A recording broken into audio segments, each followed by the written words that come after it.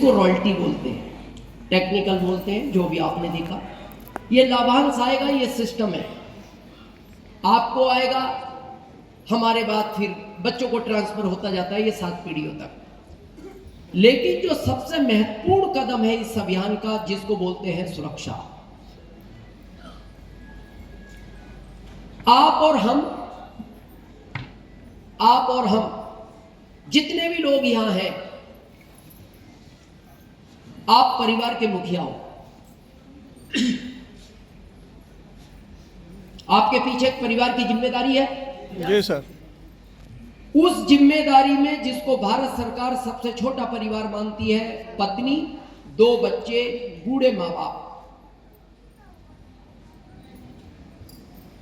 एक बहुत बड़ा कड़वा सच है, जानते आप सब हो, लेकिन जान करके भूलते रहते हो। क्या है कड़वा सच? जो आया है वो जाएगा, सब जानते हो। जिस दिन ऊपर वाला हमारे आने की तारीख लिखता है, उसी दिन वो जाने की तारीख लिखता है। ये जो बीच का गैप है, ये पता है क्या है? जिसमें आज और आप हमें, ये RAC है, RAC। रेलवे में एक टिकट मिलता है RAC। आप TT को जाके पूछो कि टिकट कंफर्म नहीं है, वो कहता है घबराओ मत, अगले स्टेशन तक कंफर्म हो जाएगा।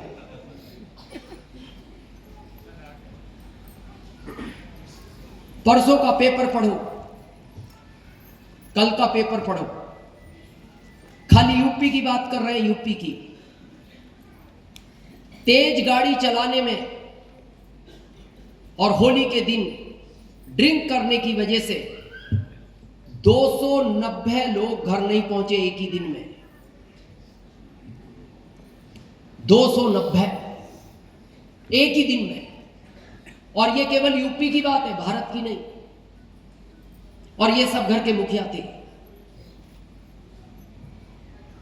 ये सबको पता है कि आना है जाना है। दुख इस बात का नहीं है, दुख इस बात का होता है जब आदमी टाइम के पहले चला जाता है।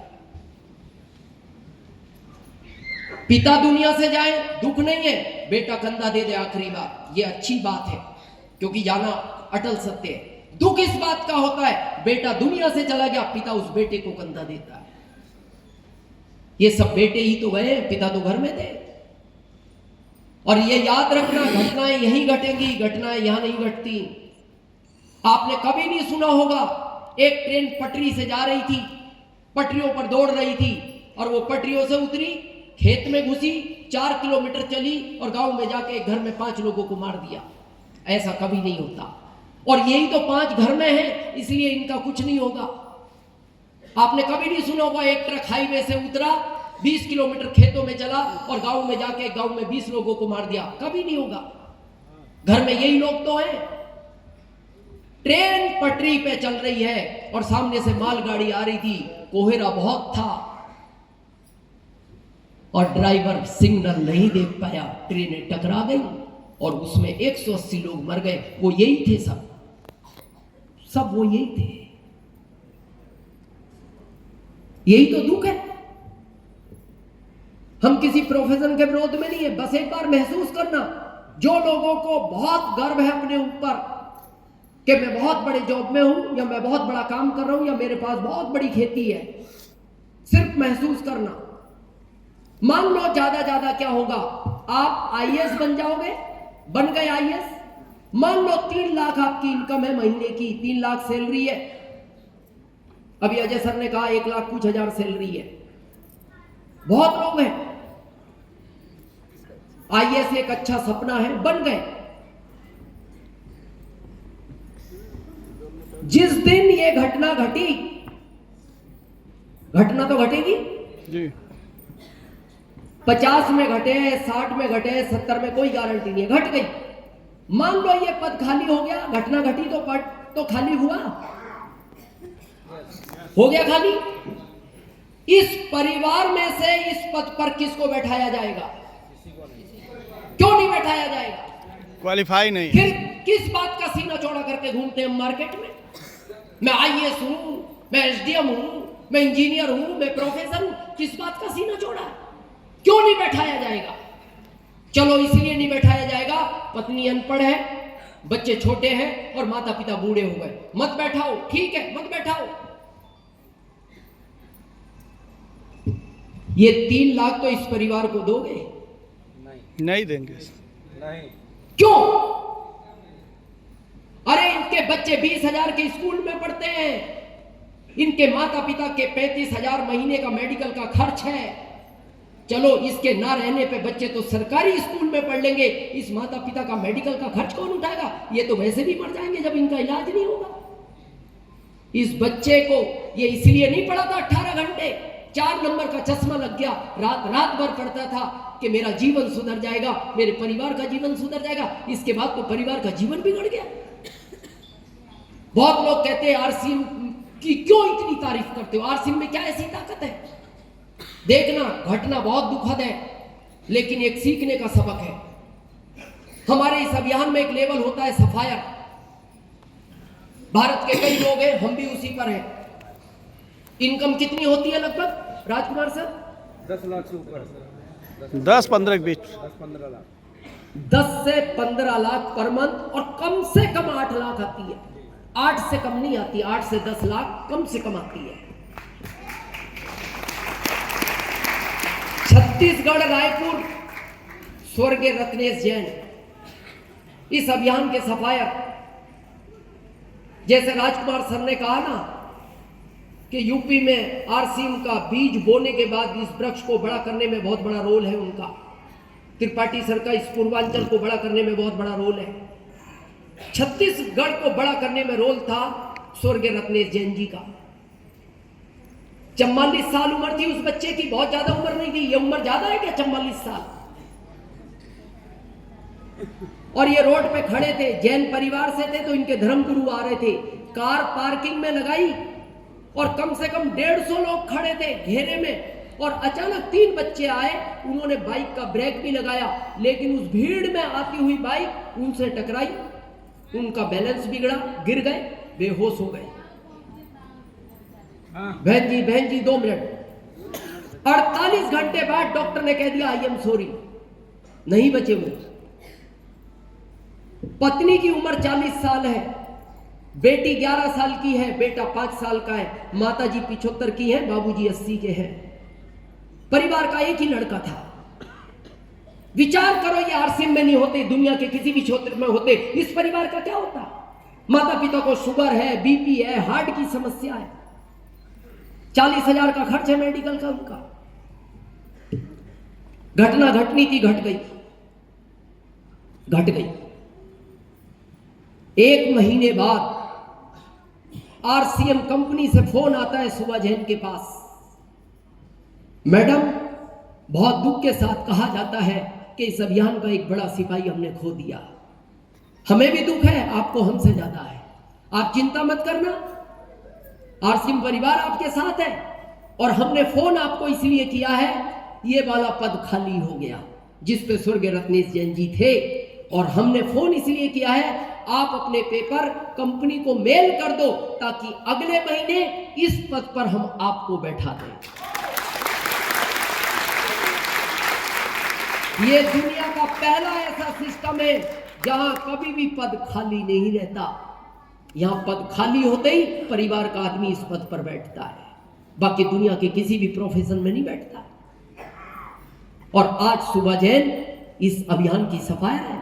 पिछले महीने उनका चेक था टीडीएस काट के 2,23,000 का, पिछले महीने, 1 महीने। आपने शायद गोरखपुर में उनकी कोई फिजिकल सेमिनार नहीं सुनी होगी। नहीं सर। पता है क्यों? वो बाहर नहीं जाते थे। और ये पहला ऐसा केस है जहां बच्चा मां से ज्यादा पिता को प्यार करता था। इनका जो बेटा है ना, ये 5 साल का, इसके दुनिया में आने के पहले ही वो सफायर बने। जब ये दुनिया में आ गया ना, उसके बाद वो मीटिंग नहीं। जैसे 1 साल का हुआ, ये पहला बच्चा था जो पिता को इतना प्यार करता था, वो जाने नहीं देता था। जैसे वो निकलते थे तैयार होके, वो पैरों में लिपट जाता था, और 1 साल के बच्चे का वाक्य सुनो, पता वो क्या कहता था? पापा आप मेरे को छोड़कर बच जाओ, मैं आपके बगैर मैं नहीं जी सकता था। 1 साल का बच्चा ऐसी बातें करता था। पापा मैं आपको नहीं जाने दूं। मम्मी को कह दो ना, वो कराएगी सेमिनार, आप मेरे पास रहोगे। वो मम्मी को ज्यादा प्यार नहीं करता था, वो उनको बहुत प्यार करता था। मान लो उनकी मीटिंग गोरखपुर है और वो पैर पकड़ के इतना रोता था, पापा मैं नहीं जी पाऊंगा आपके बगैर, आप नहीं जाओगे।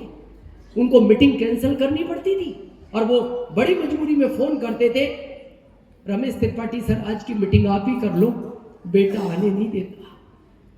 वो काउंसलिंग के लिए भी घर बुलाते थे, हॉल बनाया था उन्होंने, क्योंकि वो बाहर नहीं जाने देता था। वो जब हमें एयरपोर्ट पे लेने आते थे ना, तो उनके साथ आता था कार में, फिर वो हमें घर लेके जाते थे, चाय वाय पिला के घर भोजन कराते थे, क्योंकि हम बाहर का भोजन नहीं करते शुरू से ही। भोजन करा के वो हमें होटल छोड़ते थे, तब भी वो साथ ही रहता था।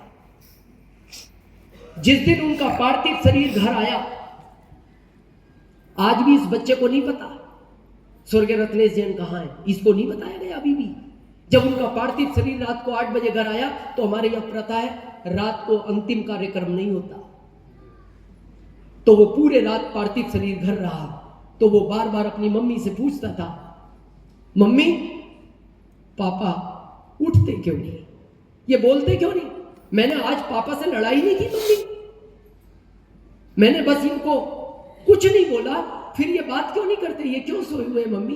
तो लगा 5 साल का बच्चा कहीं सदमे में ना चला जाए, तो इसको दूसरी जगह शिफ्ट कर दिया गया। आप जानते हैं जब अचीवमेंट आता है, आपके फोटो खींचते हैं और घर में आपके ट्रॉफियों वाले फोटो लगे हुए हैं।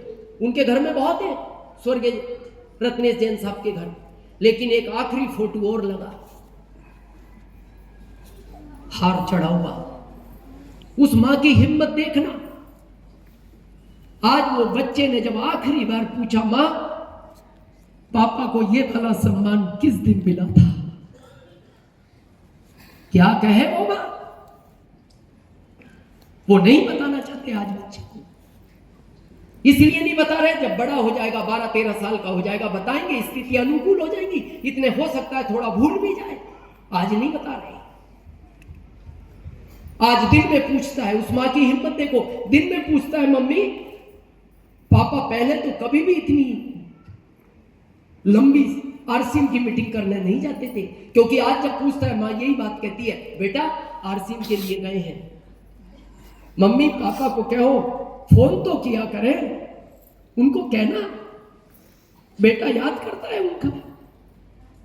मम्मी कहती है, बेटा जहां वो मीटिंग करने गए हैं वहां फोन नहीं लगता, वहां फोन नहीं लगता।